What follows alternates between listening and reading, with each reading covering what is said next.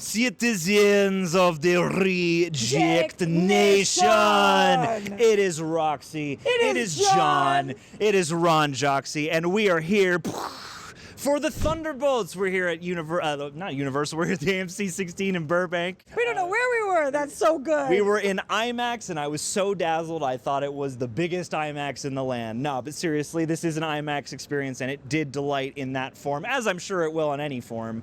But yes, Thunderbolts, the newest MCU motion picture. Leave a like on the video if you're excited. Don't forget to subscribe, hit the notification bell so you can be notified when the next review comes your way. And before we hop into our thoughts on the movie, I'm just going to give a brief synopsis of the plot. After finding themselves ensnared in a death trap, an unconventional team of anti-heroes must embark on a dangerous mission that will force them to confront the darkest corners of their pasts.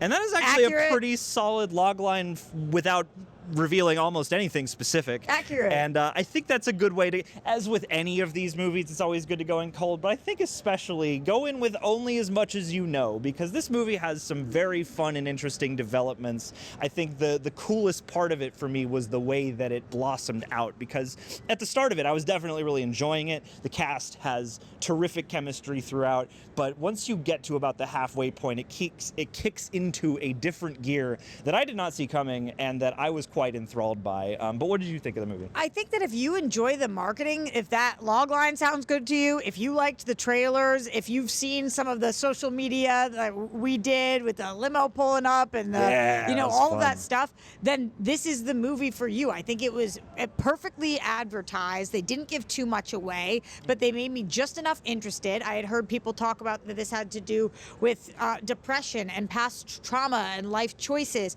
and it does have to do with all of that, but not void in all of us. Right, but not fully in the way that I expected. So I thought the story was really solid, and then all of the elements coming together were amazing, and clearly we weren't the only ones, because when we walked out of the theater... The theater was buzzing. They when were we got buzzing, out. and nobody was leaving. It was like everybody was just standing in a clump, and everybody wanted to talk about it, which never happens at these press screenings. Everybody just kind of goes home, but people wanted to discuss because it was a powerful movie. Yeah, and it's a bit of a breath of fresh air. I mean, you've seen the trailer, and it's definitely going more toward that Winter Soldier side of the spectrum, certainly, and it's a place I know a lot of people want the MCU to return to, and it does have a lot of that nittier, grittier, hand-to-hand based combat with certain elements of science fiction, especially because in the core team, you do have characters like Ghost who have, the phasing ability and whatnot. And to talk of the core team, I mean, the ensemble in this movie is one of the highest, the most triumphant parts of it. Florence Pugh, it is an ensemble, but if there is a lead, it is Florence Pugh, and she is terrific. She brings so much life and pathos without ever overdoing it.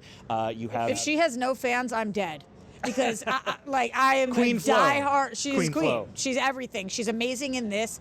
She is amazing in the MCU. I feel like she is such a great addition for them. And moving forward, I just want to see her more and more and more. More of her and more of this team, honestly, Yes. because I really liked the way she played off of Wyatt Russell's John Walker, Anna John-Kamen as Ghost. Obviously, David Harbour as Alexei Red Guardian is a joy to watch on screen, but also Excellent. brings some real feels to the movie as well. And then we have to talk about Louis Pullman.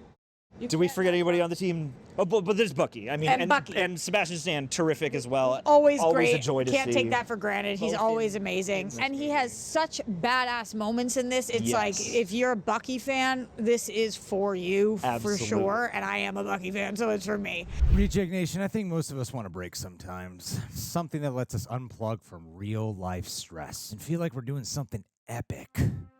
Enter War Thunder! War Thunder is an immersive military game, and it's free to play on PlayStation, Xbox, PC, and mobile. The game is packed with over 2,500 historically accurate vehicles. You've got tanks, helicopters, jets, warships, all recreated from actual blueprints and documents. It doesn't feel like a generic shooter. No. It feels like you're in an actual battlefield. And now there's even a mobile version so you can play from anywhere. One match, you're gunning down planes with anti-aircraft cannons. The next, you're soaring over naval fleets. Or tank rushing a bombed-out city. There's tons of depth and variety. PvP, PvE, dynamic campaigns, solo missions, whatever your play style is, there's something here for you. And it's constantly evolving with new maps, nations, and vehicles. Even if you've never played a military sim, this one's approachable and one might even say addictive once you get the hang of it. So, click the links below in the description box and pinned comment and start playing on PC, console, or mobile. And if you're on PC or console, you'll also get a special bonus pack just for signing up if you are a new or returning player that hasn't played in 6 months. And Taskmaster's in it too.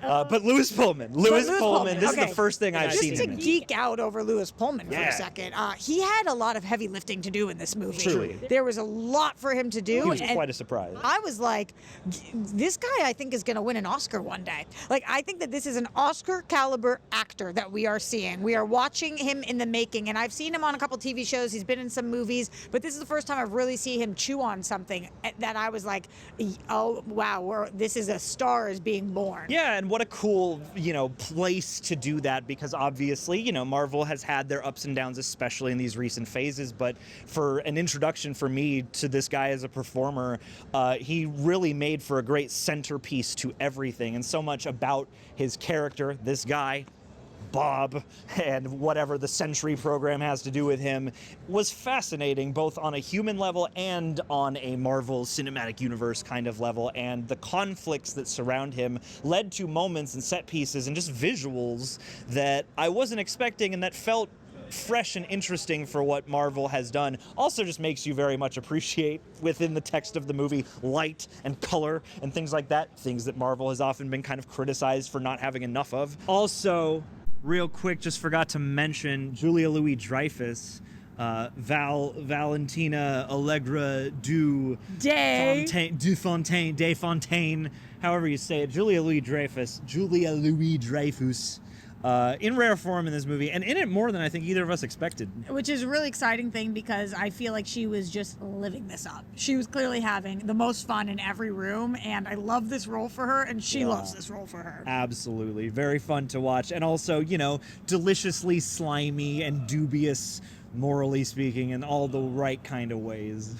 Yeah. And yeah, this is interesting because it started off in a place that I was kind of expecting, given the trailer. And then, yeah, once you get about halfway, again, it started to arc upward into something different, but it never fell off the rails. It never got too big, and it managed to solve the problem, or at least to meet the problem conscientiously of how do we take these characters who are, for the most part, ground level. They are maybe powered up, John Walker, super soldier serum, Ghost can phase and whatnot, Alexei as well, super soldier serum, but you're not dealing with gods, you're not dealing with people who can fly, and so how are they going to stop a threat that is that sort of Superman level kind of thing?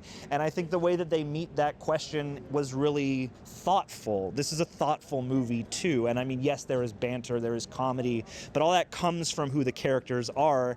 And while it is a movie that I think will benefit you for having seen all of the stuff, I don't think especially with Yelena, John and Walker. Especially with John Walker. I think that knowing their backstories helps a lot with the emotional journey that we were on. Definitely. I think you will still be able to appreciate them because, again, the emotion they go for with the characters, the journeys, and the grappling with their own lots in life these characters go through, contained within just the bounds of this one movie, is, I think, very rich and satisfying, especially for, again, a Marvel flick. But yeah, it will be that much richer if you've been on the entire journey. But what I loved was that they felt it sometimes can be tricky to put so many disparate characters together who work in their own show, their own movie, but now they're all coming together in another movie, and it's kind of akin to the thing we did with the first Avengers, where it's like, yeah, these guys work on their own, but will they all work together? And within the text of the movie, can they work together? And I think one thing that was lovely is that, you see the idea of the Thunderbolts and you think, oh, it's Marvel's Suicide Squad. And it did not do that. Like, it never... I went in thinking, oh, this will be kind of like a Suicide Squad, and I kind of forgot that idea throughout the movie. Like, it's not a Suicide Squad copy or anything like that. No, we haven't seen a Motley Crue like this, not in a comic book movie, and that's hard to do because there's been a lot of Motley Crues, which I thought it was a fresh take on that. The other thing that we can't leave without me mentioning, of course, is the composer. Oh my God, yes. The music in this was Yes. just absolutely aces, and I tried to give John trivia, and he already knew it, which was sad. Son Lux, I had no idea. Son Lux, the last thing that they did was Everything Everywhere All at Once, Hell and yeah. that was amazing, and this was amazing. The music gave me chills, goosebumps, made him tear up, Yeah. made me start to tear up. And flavor. And it was So nice to incredible. get some new blood. Yeah, new. No shade to the coterie of Marvel composers, but like Right, it but was this cool to was- see a fresh name up there. Fresh director, fresh composer for Marvel. This was very different. The crew that they brought in and the crew that we saw on screen, both different. This seemed like a really, I was happy for the, there are some Marvel movies you walk out of. Captain America 4, just recently, I walked out of kind of feeling bad for the creatives involved because I'm like, I don't think this is what you had in mind, and I don't think that like the best of your talents is represented by this. And this is clearly what they had in mind. Exactly. We saw what they wanted us to see, and we loved what they were hoping we would love. It feels like, you know, from the direction on down to the acting and whatnot, like everybody got a chance to sink their teeth in and really bring their A game and really put a lot of feeling into it.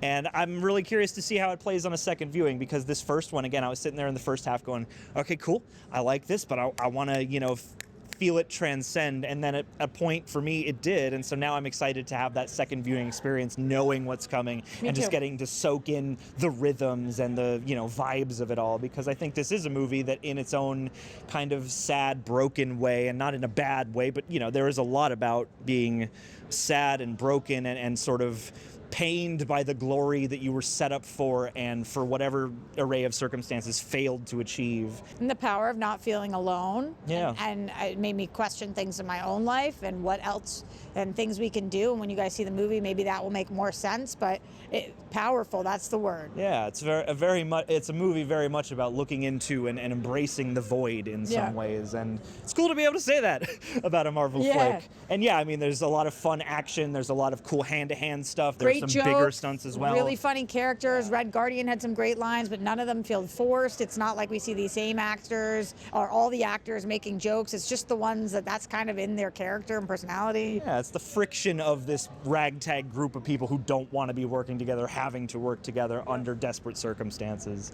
Really, really good. Absolutely, and a lot of imagination, surprisingly. I'm not going to say what or how, but like a greater sense of, it's almost mind-bending in certain ways, and I like that about it. Manifesting certain things visually. So gang, if you've seen it already, or if it's Friday by the time you're watching this Thursday night, leave us your thoughts. Are you excited for the Thunderbolts? Have you been excited? Are you excited for your second viewing? Leave it all in the comments below, and we will catch you on whatever the next movie is. Later, rejects. Be well. And yes, once again, huge thanks to War Thunder for sponsoring this video. You can use the links below to jump in on PC, console, or mobile, but your sign-up bonus is only available on PC and console for new or returning players that haven't played in 6 months. Don't miss it. This one's worth checking out. Thank you again, War Thunder.